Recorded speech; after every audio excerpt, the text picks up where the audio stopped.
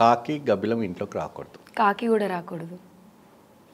ఇవి రెండు కూడాను చాలా ప్రమాదకరం అంటే అది ఒక జీవ ప్రాణియే కదా, అది కూడా ఒక ప్రాణియే కదా, దానికి కూడా సృష్టిలో అధికారం ఉంటుందంటే ఉంటుంది. వాస్తవం అది 100%కి అది ఏమాత్రం కూడా డౌట్ లేదు.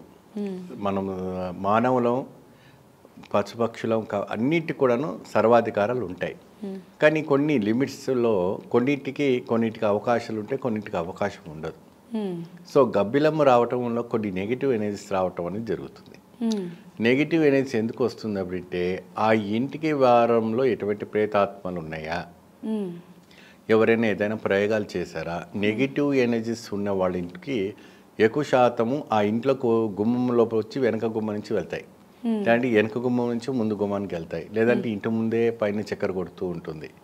ఆ ఇంట్లో ఆ ఒక శక్తి ఉన్నంత వరకు అది ఇండికేషన్ ఇస్తుంది, కానీ వీళ్ళు గుర్తుపట్టుకోలేరు. మా ఇంట్లో గబ్బిలం వచ్చింది, మా ఇంట్లో పైన ఇది వచ్చింది, అందుకే మేము ఇలా అవుతున్నాం అంటారు. కానీ దాంట్లో ఆల్రెడీగా అక్కడ దుష్టశక్తి ప్రవేశించింది కాబట్టి ఆ గబ్బిలం ఏం చెప్తుందంటే దాన్ని తరిమి కొట్టేసుకోండి, మీరు బాగుపడండి. దానికి నోరు లేదు, బట్ ఎన్నో రూపంగా మనకి చెప్తూ ఉంటుంది. సాధారణంగా ఎవరి ఇంట్లో కూడా గబ్బిలం రాదు.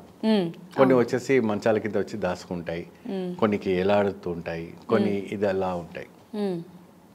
సో దానివల్ల ఏంటవుతుందంటే నెగిటివ్ ఎనర్జీస్ దాంట్లో బాగా మీకు ఉన్నాయి, మీరు దాన్ని తడిమి కొట్టుకోండి, లేదంటే మీ ఇల్లు ఖాళీ చేయండి అనేసి పూజారులు చెప్తారు.